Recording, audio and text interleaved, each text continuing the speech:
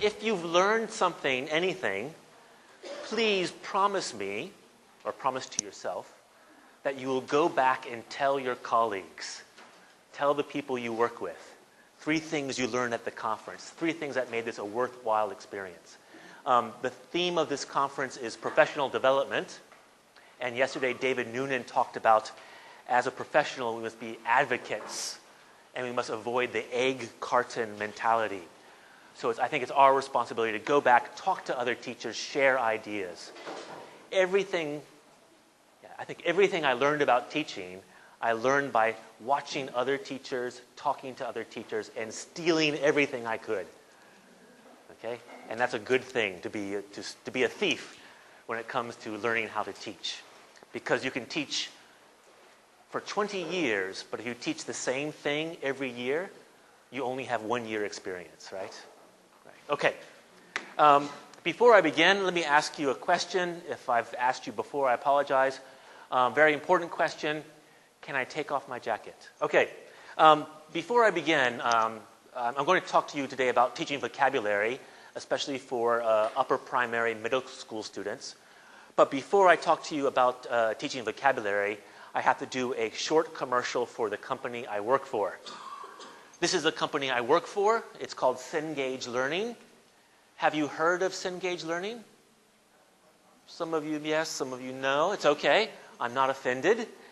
This is a new name for our company. We used to be called Thompson Learning. 2 years ago, Thompson Learning was sold, and we had to find a new name. And it's very difficult to find a new name these days. So we made up a name, like Microsoft, right? Or AccuCenter, right? But Cengage, as many of you have heard before, Cengage does have meaning. If you look at Cengage, you can see a word inside Cengage. Engage, very good. And the C stands for something. What do you think the C stands for? Center. You've heard me say this before. Fantastic. C stands for center, and it's for center of engagement, because we know that learning is the center of your world, so it's the center of our world. And C can also stand for other things, committing, connecting, blah, blah, blah, blah, blah, blah, blah. Okay, that's my 1-minute commercial for my company. Thank you for listening. This is the title of my presentation. They won't forget crocodile teeth. They won't forget crocodile teeth.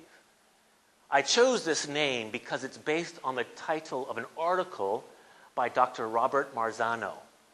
Marzano is one of the leading experts on vocabulary acquisition in the United States, and he does research with second language learners and also with disadvantaged learners, or learners who are falling behind grade level. And this is the title of his presentation. And he talks a lot about how difficult it is to teach vocabulary, and also how important it is to teach vocabulary. I was talking to Michelle and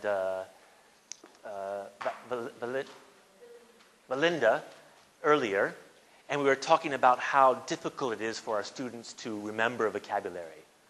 Actually, it's easy for them to remember, but even more easy for them to forget, right?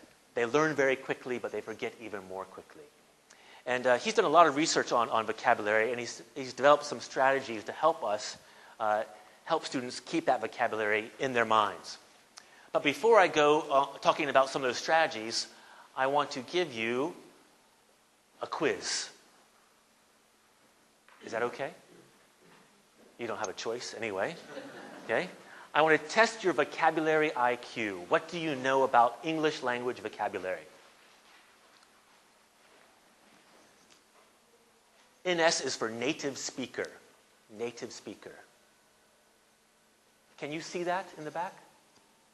Okay. Number 2. True, false. Get out of your way.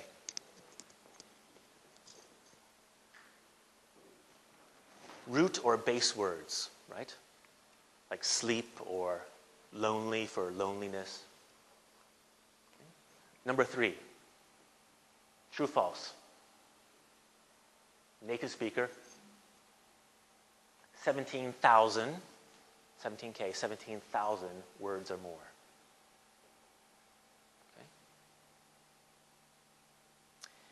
If you are near someone, I'd like you to share your answers with the person sitting next to you. What do you think the answers are? So just look behind you, look next to you, smile, say hello, don't be shy, and share your answers. Okay, all right. You're kind of quiet. That means you either know all the answers or you're too tired, it's the afternoon, and you don't want to think about it. That's okay. Let's see. First one, kindergarten. How many native speaker child, how many words do they know? Guess. 500. 500. 500? 600. Sorry? It sounds like an auction, yes. If 500, 300, 500, if you're talking about productive words, I can write them or I can spell them. Actually, maybe that's a little bit high. But for words they know, 3,000 to 4,000. Again, native speaker, but think about the words they can understand, they can hear, they can understand. And actually, kindergarten students, age 4 or 5, can say a lot. Right? So native speaker, 3,000 to 4,000. And if you're interested, there's a quote, whoops, what happened? There you go. That's where the research comes from. Number 2 was true, false, 600 to 1,200 a year. True or false? If you think it's true, raise your hand. If you think it's false, raise your hand. If you go, I don't know, raise your hand. No, okay. We always want to guess, right? Encourage your students to guess. No student can ever say to me, I don't know. Guess. The answer is? It's like you have money on this, right? Okay. The answer is true. Okay. Okay. Per year. Per year. Okay. Number 3, 17,000 for the average high school senior. True or false? True. True. I typically hear for the average educated, whatever that means, university graduates about 20,000, right? That's what I typically hear. I don't know if it's true. Some of I think sometimes I have less of a vocabulary than that, right? But again, some interesting information. There's more quizzes questions here. You thought you were finished. Number 4. What percentage of English words are of Greek and Latin origin? Interesting. In what context are students most likely to encounter words of Greek or Latin origin? What subject areas?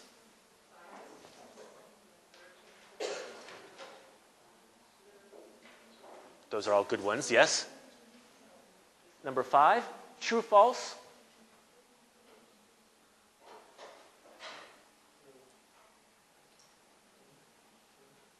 Let me show the answers. Percentage is 60%, which it's not surprising when you think about it, but we never think about it, so it's surprising, right? You know, how much of English comes from a Greek or Latin origin? Number 5, science, social studies, math. I think this is very relevant right now for Korea because most of our students, especially at language academies, are trying to get into special high schools where there may be English medium of instruction. And more universities are teaching all of their courses in English. So it actually has a lot of relevance to our situation here. And number 5, true, false? True. I think my students sometimes 100 times or more. But definitely they need to see it a lot.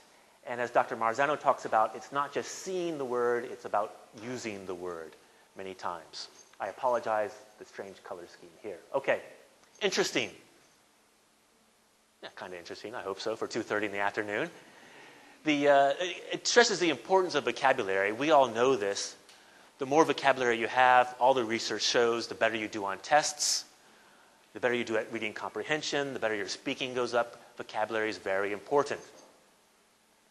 You can tell this, we have to find ways to accelerate academic and content vocabulary development. A lot of the academic vocabulary is Greek or Latin in origin. Guessing new words, you know this. Explicit strategies for teaching new academic and content words. Learning words in context is good, and we should be teaching students to do that. And if students can learn words by context, they can acquire as many as 1,000 words per year by guessing from context. Is that enough? Probably not, right? Remember, those kindergarten students are coming in with 3,000, 4,000 in America. Our Korean students are not coming in with that much. So we have to use explicit strategies to make sure that we teach them the vocabulary they need. So I want to share with you some of those strategies that Dr. Marzano talks about. Okay, here is Dr. Marzano right here. He was a vocabulary advisor on the series you have in front of you called Mildstones. We also had Neil Anderson talking about reading, and we had people on assessment, multicultural, differentiated instruction. Are you familiar with the term differentiated instruction? No? Any guesses about what that means? What's the root word here? Different. Different instruction. What do you think? Why would instruction be different? Different approach? Different approach for who? Who said it? Absolutely. It's about differing your instruction for different levels of students. Okay? And that's become a very popular term in the past year or two. It's all about teaching mixed level classes and how we adjust for students of different levels. So just from this, you can get an idea of the kind of input that was put into creating this course. I want to focus on vocabulary and how we can help our students with that. If you read my abstract, you saw that I'll be talking about a 6-step method. This was developed by Dr. Marzano back in 2004, 2005. And let me let you read these because you can all read and I don't have to read them to you. 1, 2, 3. And I'll talk about these in detail. I'll go on to 4. 4. 5. And 6. Now, before I go on, I want to point out one word that kind of jumps out at me. Do we ask our students to have vocabulary notebooks? If you said yes, good for you, very good.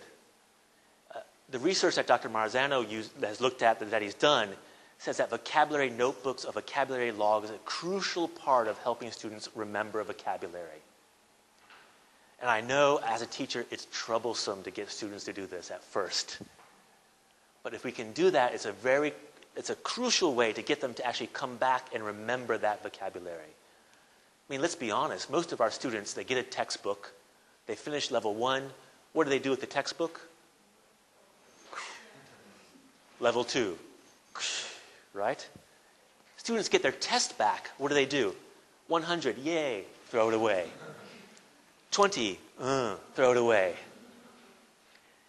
What Dr. Marzano talks about is how important this is. And you'll see that as I continue to talk about this method. First one, provide a description, explanation, or definition. I'm sure you do this already. When you introduce words to your students, how do you describe them to your students? What do you do?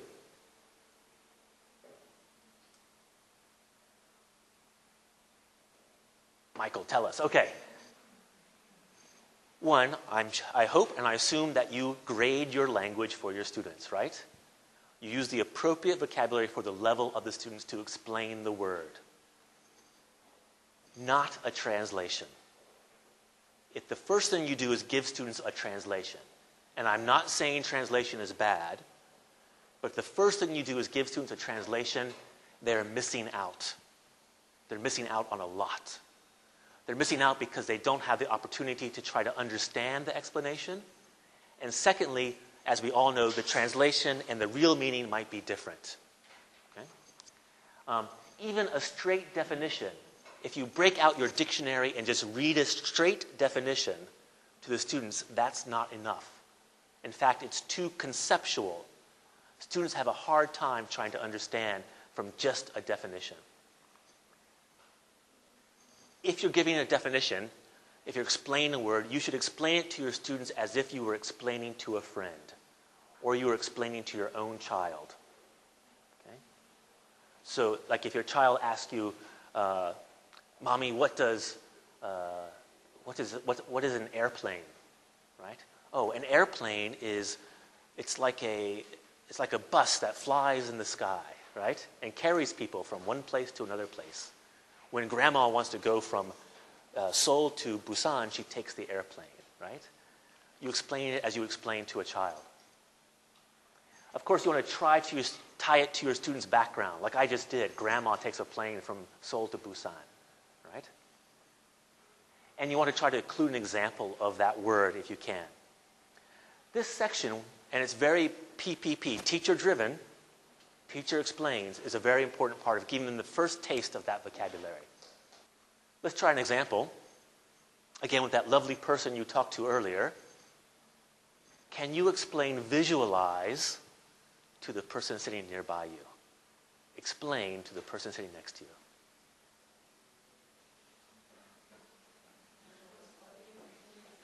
The word, what does it mean?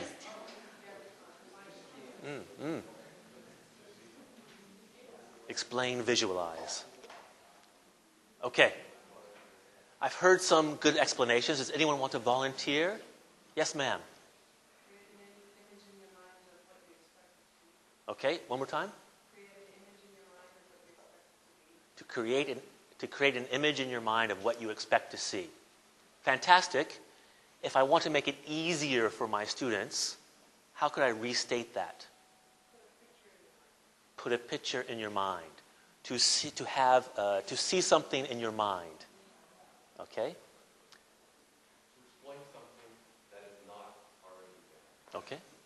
To see something that you can't see with your eyes, you see in your mind, right? Exactly. That's exactly what an explanation that you would give to a friend or to a child. Here are some examples that actually come from the text. Cause, a reason why something happens. Effect is a result. And you'll see quite often these examples, the way that you explain something can be as simple as a synonym, right? And that's actually a very effective way to help students remember other vocabulary they've already learned. And here are some examples that are given. Before I do that, can someone give me an example of visualize? Use visualize in a sentence?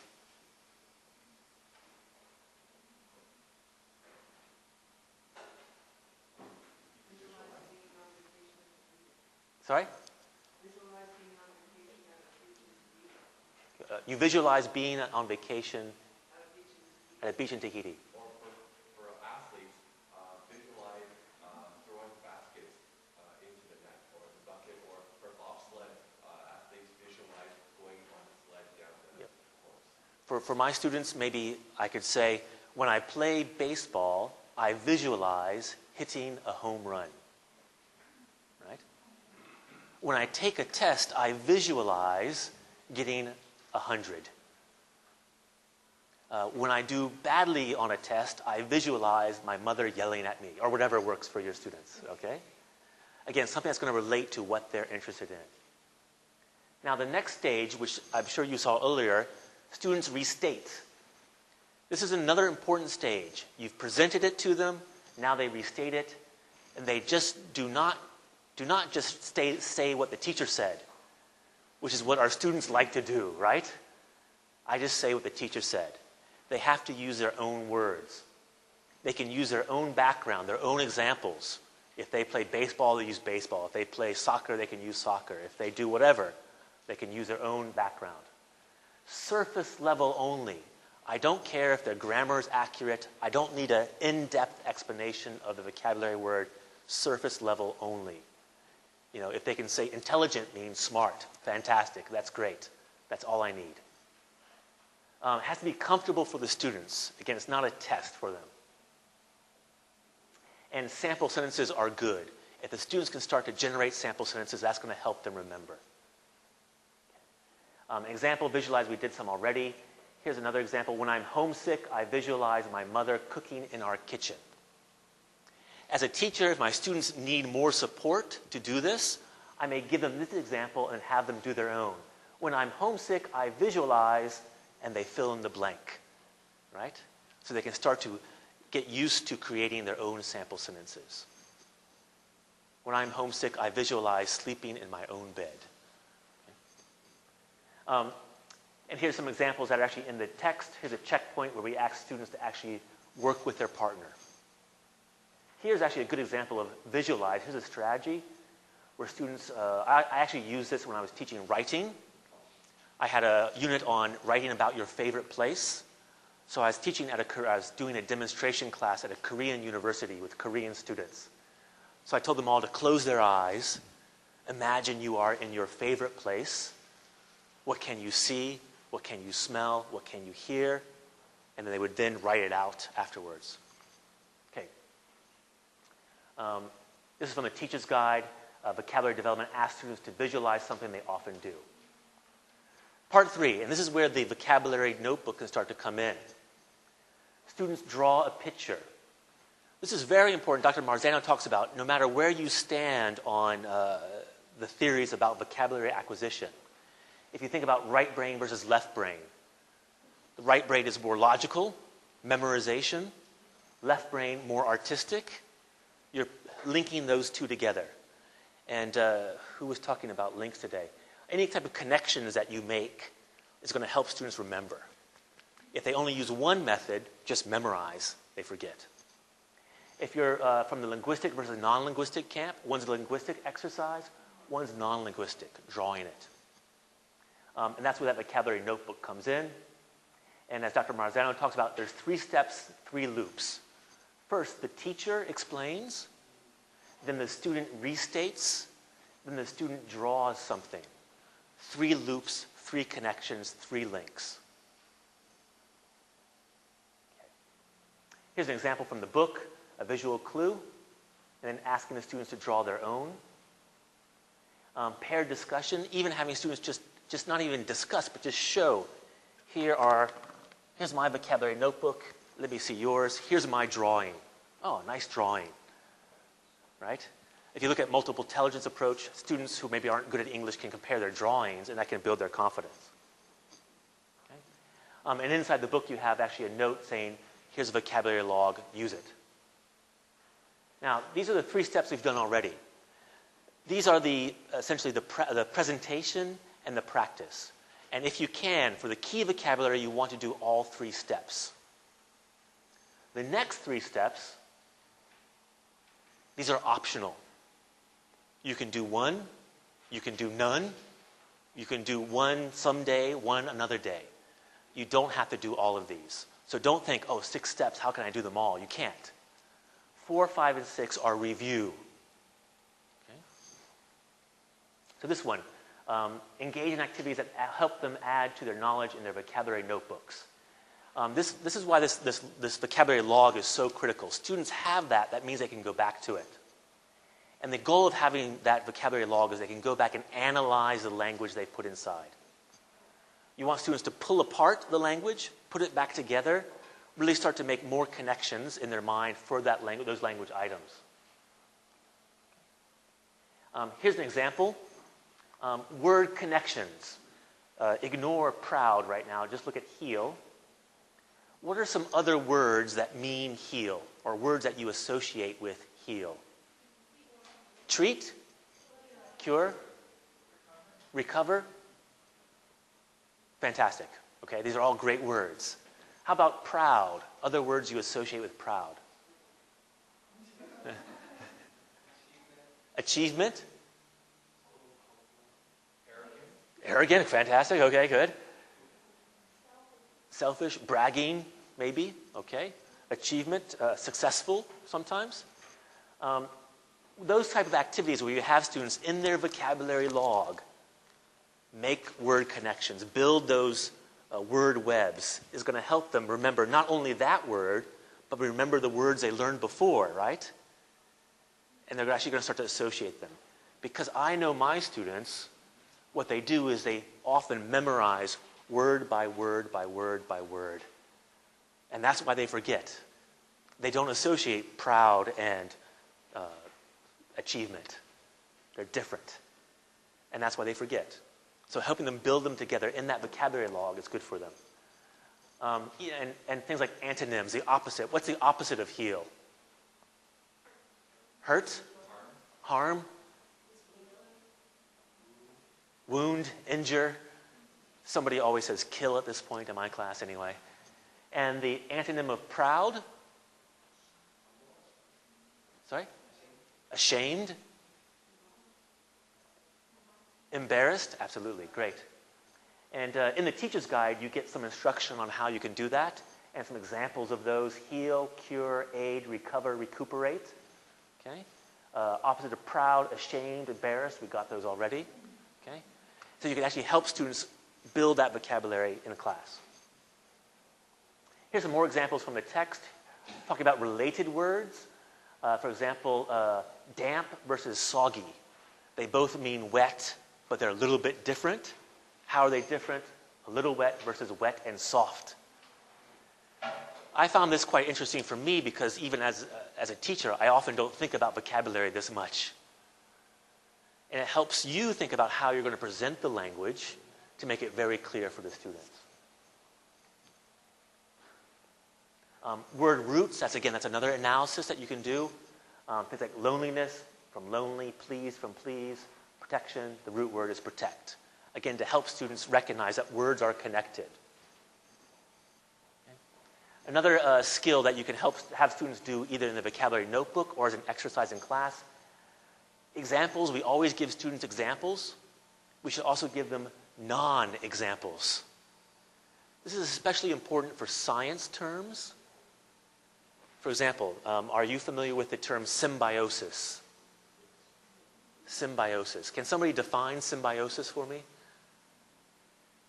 Either a symbiosis refers to either a beneficial or harmful relationship between two animals that live in close coexistence. Yeah. So it's usually it's a beneficial. It can be either beneficial or harmful. Yeah, they live off each other somehow, right? So the bird that cleans the crocodile's teeth, and he doesn't eat the bird, right? That's symbiosis. That's example. But what's a non-example of symbiosis? Two lions that live together. Okay. In the same place. Yeah. Right. Or the lion and the antelope, right? The lion feeds off, the antelope gets nothing out of that, right? So, and it was interesting, even I asked you, what's a non-example? Oh, I have to think. Right? And that's what you want your students to do, is think. And knowing a non-example is almost as important as knowing the example.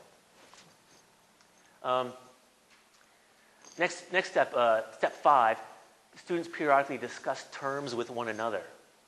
This just encourages collaboration, confidence building. Students feel like they can talk to other students. Korean students don't like to talk in front of the teacher, right?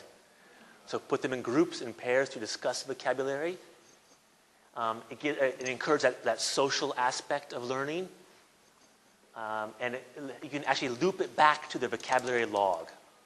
So last week, we learned this vocabulary. Now open your vocabulary notebook. Which words do you remember? Which words did you forget? Oh, I remember this one. Do you remember? No, I don't remember that one either. Even something as simple as that is discussing the terms. Let me show you an example. Okay, this is good. I talked about this in another presentation. Think, pair, share. This is a simple reminder about when you have students discuss. Often I put students to discuss and they don't talk, right? They don't talk because you haven't given them time to think. Think, what do you want to say? Then put them in pairs, then they share with each other. And in fact, I would encourage you to actually teach this to students. Think, pair, share. Any of you who are teaching conversation know how difficult it can be to get students to talk. And sometimes that's because we just ask them. Turn to your partner, tell them about your weekend. I watched TV and I slept. Okay, first, think about your weekend. Write down 5 things you did that weekend. Write down how you felt about those things. And then write down what you're going to do next weekend. Now get into a pair and share those things.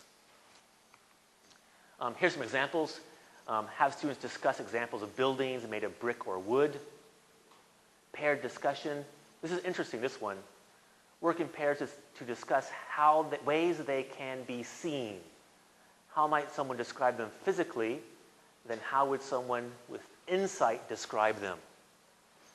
For example, I am a tall boy, physical. I have a great imagination, insight. If you've been tasked in your curriculum to teach critical thinking, that's a good example of a way to help students think about what those words mean and also reflect on their learning.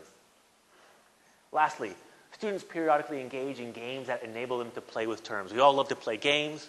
This is, of course, things that you all know. Learning, if it's associated with enjoyment, it means fun, motivation. But more importantly, it's a review of terms. I won't show you all of these. Have students create word search puzzles. Have students create flashcards. Have students create a crossword puzzle. What I like about these ideas is that you have students create these things. That means less work for me, the teacher. Also, it takes advantage of, I'm told and I've seen, Korean students are very competitive, right? So if you have them create something for other students, you can have them review, but in a very creative and constructive way, and they become actually quite creative in doing that. Again, Pictionary, arts, etc. Summary. I'm almost out of time. I want to show you very quickly a video of Dr. Marzano speaking. This is from the Mildstones teacher training website. We have an online teacher training site for this course, and Dr. Marzano talks about vocabulary. Neil Anderson talks about reading. Very, very good website that gives you lots of information that will be useful for you if you're teaching Mildstones or if you're not. So let me show you that video.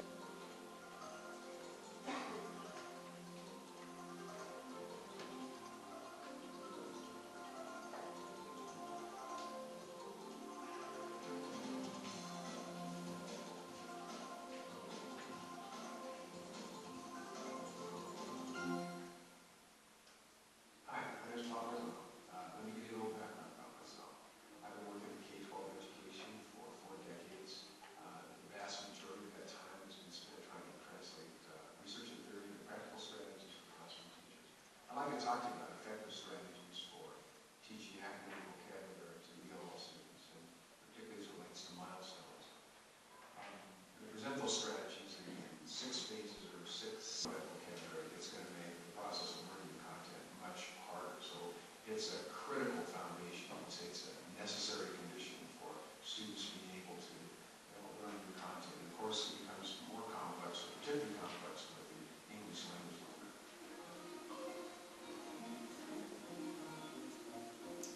Okay, that's a quick introduction or summary from Dr. Marzano. I have to get out of this. There we go. As I said earlier, the first 3 steps are something you want to do every time with the key vocabulary. The last 3 steps are review, optional, do them when you have time. Because I only have 5 minutes left, I have to let you know about the course you have in front of you. This course is Mildstones. This course was developed for the United States market for second language learners who are trying to transfer into mainstream classes. Okay?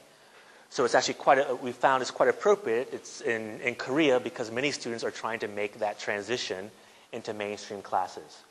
I've been asked already, what kind of age range is this for? What kind of level is it for? In the United States, this is used usually with middle school students, though it has been used with primary grade 5 and grade 6 students as well. In some places, it goes as far as high school. Because students who are second language learners, at different ages, they may have different levels, right? So what you see the different levels here. I think I have what they are. Pre-literacy, beginning, intermediate, advanced. You may find this being used in a middle school, grade 1, and you may have A, B, and C being used all on that one level. Okay? It is very much a content or a curriculum link. You have a fiction and nonfiction reading. You have links to art, science, literature, etc. throughout the book. The other thing about the book I want to mention is it's very much a assessment-based or standards-based course. It is designed, to put it simply, to help students pass tests. Because in America, students have to pass tests so that schools can get funding. So what they've done in this course book, if you look through it, just if you look through any pages, you'll start to see embedded assessment, checklist, checkpoint, reading check. You have another reading check. Almost every 2 pages, you have some kind of check, which is designed to make students aware of what they're going to be assessed on.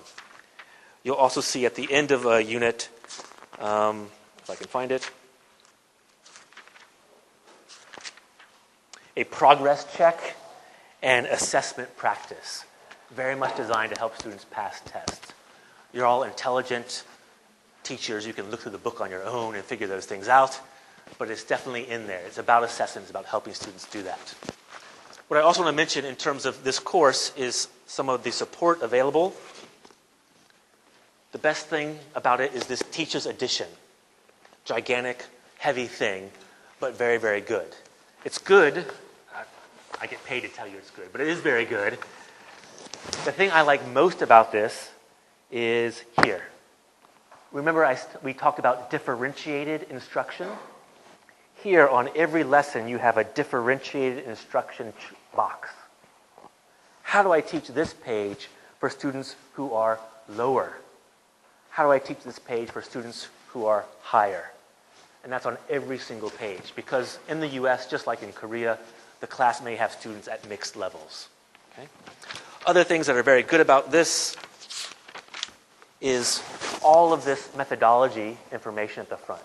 The 6-step method, teaching assessment, teaching listening, teaching culture, all here in the front. So if you are looking for more ideas or you are training other teachers in your school, it can be very helpful for that. Other things. One is a workbook, and it's workbook with test preparation. There's a separate assessment book with diagnostic, quizzes, midterm, final exams, checklist, portfolio assessment.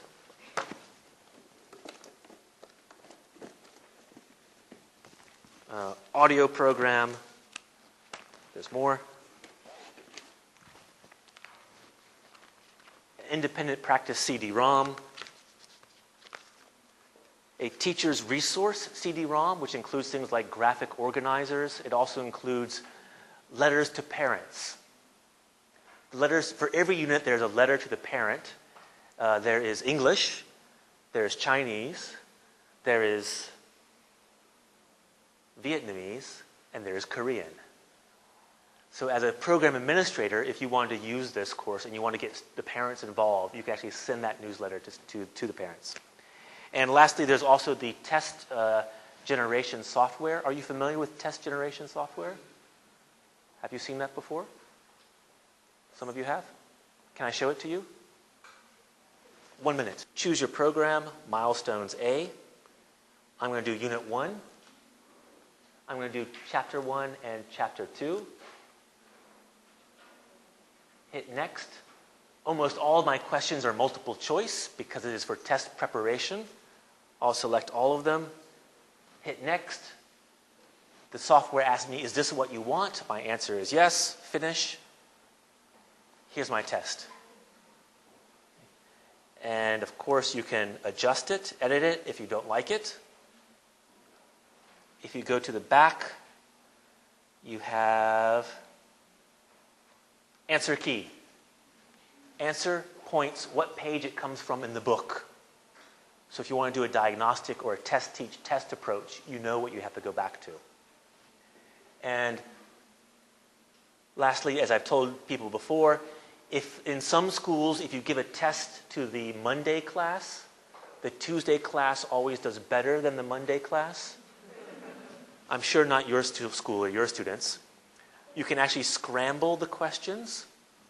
You go to question, scramble the question, scramble the multiple choice answers. Create a version A, version B. Whole new test, exact same content, but in a different order. So quite useful if you have that situation in your school. I have 1 minute. Any questions? No? This is my email address. If you have any feedback on any of our products, let me know. If you love them, let me know. If you hate them, let me know.